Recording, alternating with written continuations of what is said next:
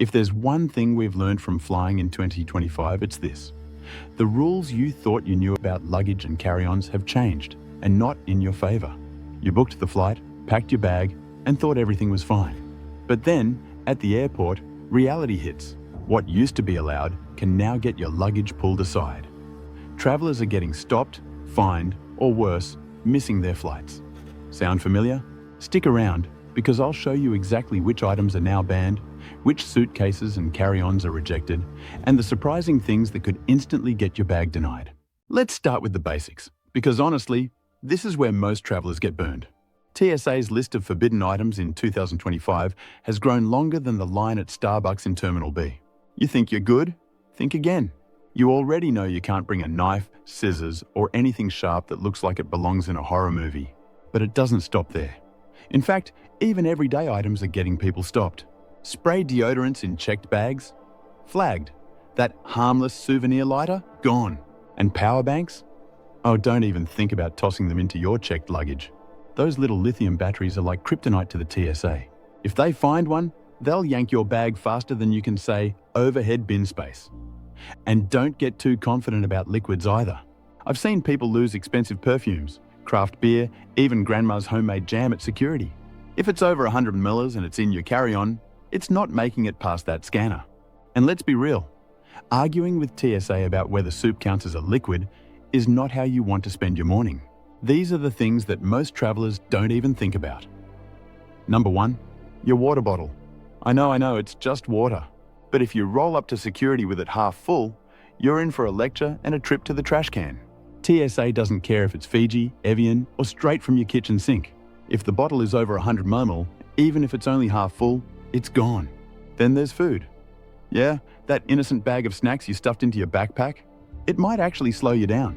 Foods that are mushy, gel-like, or just weird on an X-ray machine, think peanut butter, soft cheeses, sauces, can get flagged. And nothing says awkward like explaining to a TSA agent why you're traveling with a gallon of nacho cheese. Now, if you thought it ends with knives and liquids, buckle up. What I'm about to tell you will surprise you. People have been stopped for carrying toy weapons, even souvenirs that look like a weapon. That decorative sword you bought in Tokyo?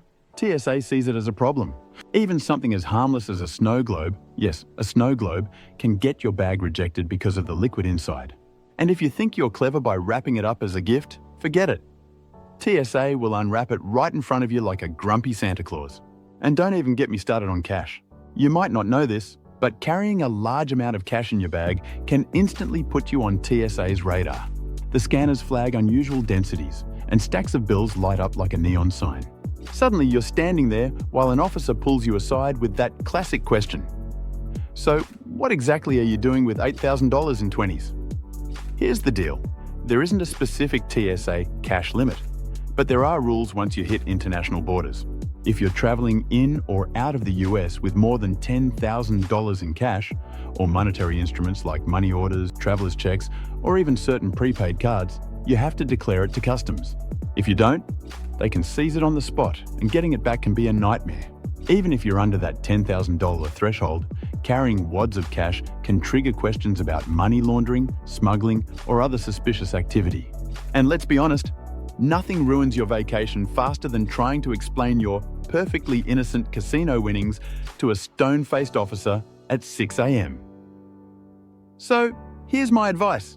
If you absolutely need cash, keep it reasonable. Bring only what you'll realistically use. Split it between different bags or travel partners. And whenever possible, use cards or digital payments. The less paper money you're carrying, the smoother your trip will be. Okay, so maybe you've nailed your packing game. You've avoided all the liquids, ditched the forbidden items, and left the nacho cheese at home. You're in the clear, right? Not so fast, because sometimes the problem isn't what's inside your bag, it's the bag itself. Let's start with carry-ons. Not every carry-on sized suitcase is actually TSA approved, and that's where travelers are getting caught off guard in 2025. The reality is that airlines have tightened their rules, and those dimensions you thought were universal, not anymore.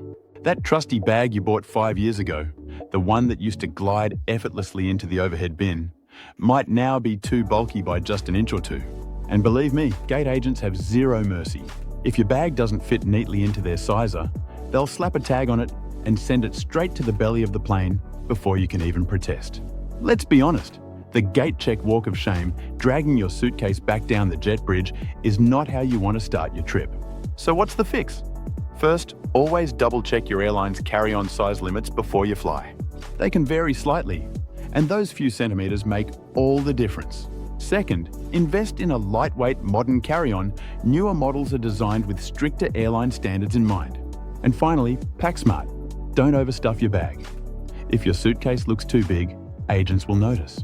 Staying within the rules not only saves you hassle, but keeps you in control of your belongings, instead of watching them disappear under the plane. Checked luggage has its own drama. Certain hard-case suitcases with built-in lithium batteries are now getting rejected unless the battery can be removed. And if your bag looks too beaten up or has straps hanging off, TSA might actually flag it as unsafe for transport. Imagine being stopped not because of what you packed, but because your suitcase looks like it survived the Titanic. And don't forget about smart luggage. Those high-tech bags with built-in chargers and GPS trackers? Cool idea, until you realize most airlines won't accept them unless you physically remove the battery. Travelers still show up with them fully charged and sealed, and TSA treats them like ticking time bombs. So we've covered what's in your bag and the bag itself. But here's the twist. Sometimes the reason you get stopped has nothing to do with your luggage at all. It's you.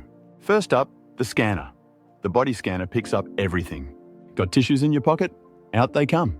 Forgot that metal hair clip? Beep.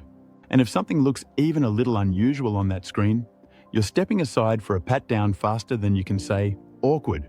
Then there's random screening. TSA has a policy where every so often someone gets chosen for additional screening at random. Translation, you could be the unlucky lottery winner even if you did everything right. But sometimes it's not random.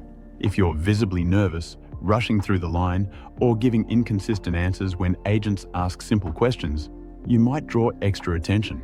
TSA officers are trained to spot unusual behavior. And let's be real, nothing says check my bag like someone sweating bullets at 6 a.m. in line for security.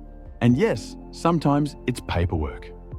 If your boarding pass doesn't match your ID perfectly, or if your name looks suspiciously similar to someone on a watch list, you could be stopped for further checks.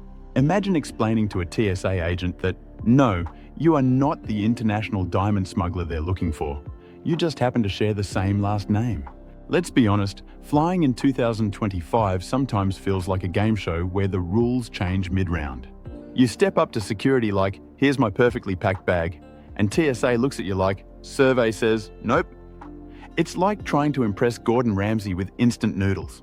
You thought you nailed it, but the judge disagrees. The bottom line is, in 2025, TSA isn't just looking for knives and shampoo bottles anymore.